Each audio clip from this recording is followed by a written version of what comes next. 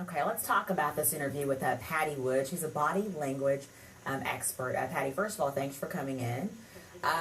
Your overall reaction in general, before we start to break this down, your reaction to watching George Zimmerman for an hour on television. Yes, and having watched also his courtroom testimony as well. His baseline, I think the viewers typically are finding disturbing because he doesn't have a lot of affect. He's a C, or correct or get it right, on the DISC personality style, which means more restrained body language, calmer, even tone, not a lot of vocal variation. So that's his normal. Okay. And under stress, we tend to go more extreme on our normal range. So that's why I believe he has that restricted body language, that odd sort of bird military-like head placement, and the odd eye contact.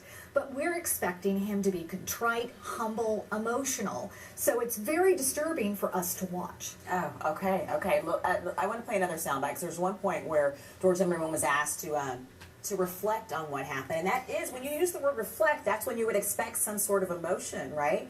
Okay, let's go ahead and play that. A lot of time has passed since this incident with Trayvon.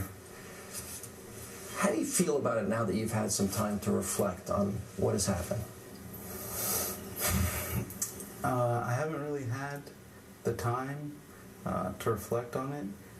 When I was in jail, obviously I was in solitary confinement, and I had a lot of time to think and reflect. I just think it's a tragic situation.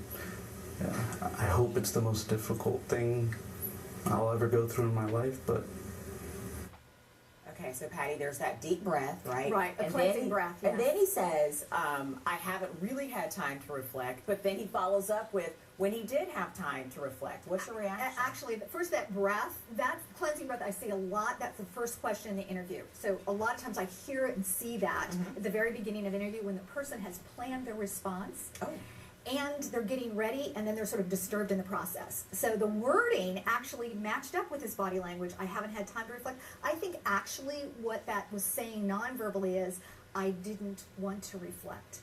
I don't want to reflect. And you even see the head motion no, and you see an eye block as he talks about tragic situation. Okay, so was that cleansing breath something he was taught to do, or coached to do? We do it naturally when we're under stress. It's kind of girding the loins, getting ready like you're about to jump into a pool or feel the cold wave in the ocean.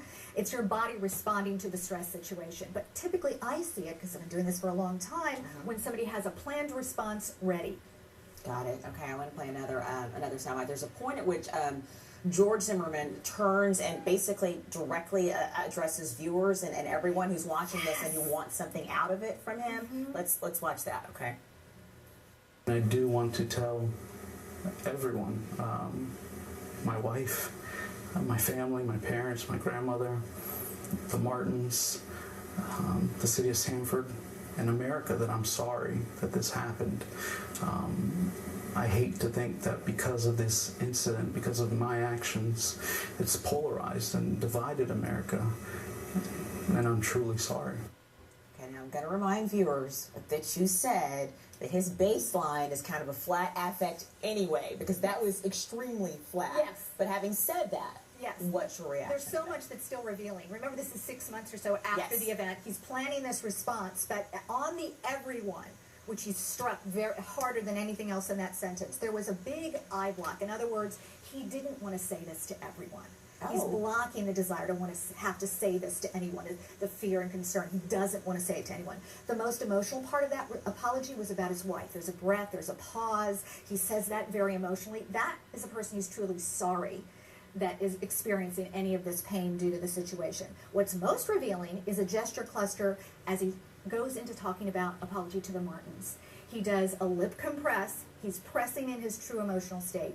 Then he does a lip suck. In other words, he's sucking in on the mouth, again, restraining his true emotional state. Really? Then, as he says Martin, he does a lip sticking out his tongue and erasing what he had to say there. So sticking out his tongue, more defiance, and then erasing, because he doesn't really truly have to say this, and then compressing the lips again.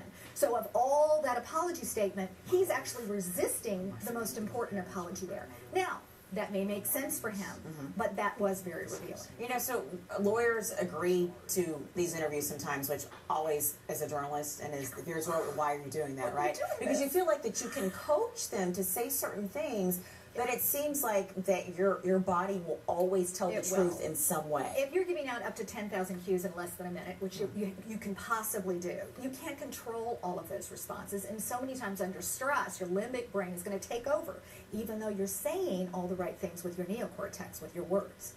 Okay, Patti, fascinating stuff. Thank you so much. Thank you. Everyone's reacting to this interview from last night. Could it possibly have been a game changer? I've been pulling comments from Twitter and Facebook.